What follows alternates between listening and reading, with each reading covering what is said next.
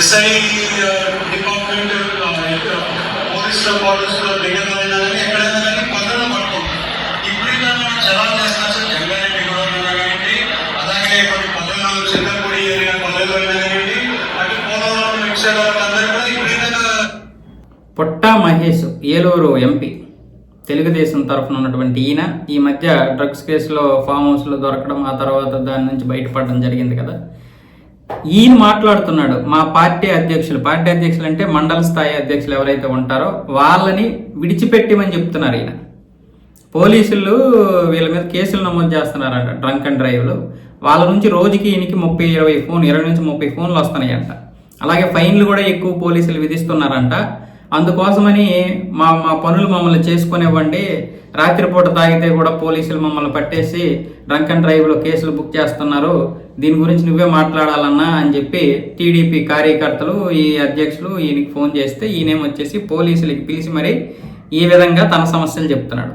ఇది మన దేశ ప్రజాప్రతినిధుల యొక్క పరిస్థితి.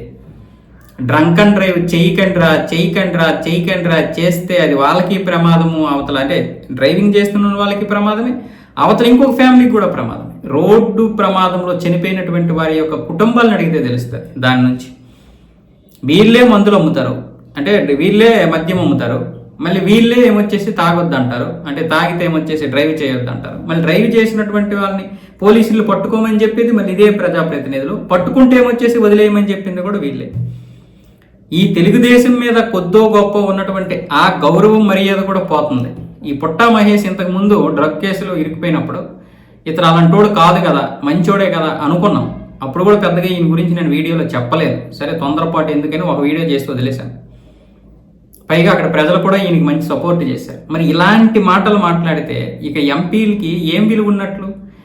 పైగా వీళ్ళేం అసెంబ్లీలో కాదు, దేశ పార్లమెంట్లో ప్రధాన దేవాలయం, అది అసలైనటువంటి దేవాలయం మనకి. అలాంటి దేవాలయం అయినటువంటి పార్లమెంట్లో మాట్లాడాల్సినటువంటి ఈ నేతలు ఈరోజు డ్రంక్ అండ్ డ్రైవ్ దొరికినటువంటి వారిని వదిలేయమంటున్నారు. అంటే అటు అవతల వాళ్ళని మీరు తాగడం మానేయండి, మీరు తెచ్చుకుంటే ఇంటి దగ్గర తెచ్చుకొని తాగండి, లేకపోతే మానేయండి, కానీ డ్రంక్ అండ్ డ్రైవ్లో దొరికితే నాకు ఫోన్ చేశారంటే తోలు తీసేస్తానని చెప్పకుండా ఇలా చెప్తున్నాడు. అంటే రేపు పొద్దున్న మళ్ళీ వాళ్ళు సపోర్ట్ చేయకపోతే నువ్వు కనీసం డ్రంక్ అండ్ డ్రైవ్లో కూడా మమ్మల్ని పట్టుకొని విడిచిపెట్టలేకపోతే ఇంక నువ్వెందుకన్నా ఎంపీగా ఉండి నీకెందుకు ఓట్లేస్తామంటారని ఈ విధంగా వీళ్ళు ఇలా తయారయ్యారు. మరి చంద్రబాబు నాయుడు గారు ఇలాంటి దాన్ని కూడా కనీసం చూసుకొని పుట్ట మహేష్ లాంటి వ్యక్తుల్ని కట్టడి చేయకపోతే ఆ తెలుగుదేశంకు ఉన్నటువంటి ఇప్పుడు ఏదైతే ఇలాంటి గౌరవం ఉంటుందో అది మొత్తం పోద్ది.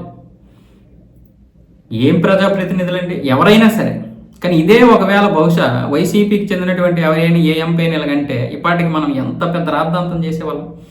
ఎందుకంటే నేను చాలా వరకు దాన్ని ఒప్పుకోను. మనకు తెలుసు ఎంత అరాచకం చేసింది వైసీపీ.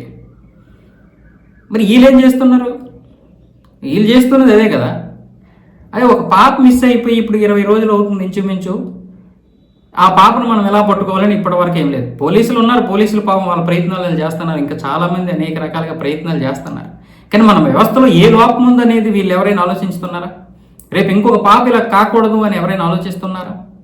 ఫర్ ఎగ్జాంపుల్ అదే పాప ఒక సీఎం కూతురో, లేదా ఒక ఎంపీ కూతురో, ఒక పిఎం కూతురో, లేకపోతే ఒక మంత్రి కూతురో మిస్ అయితే ఇలా వదిలేస్తారా?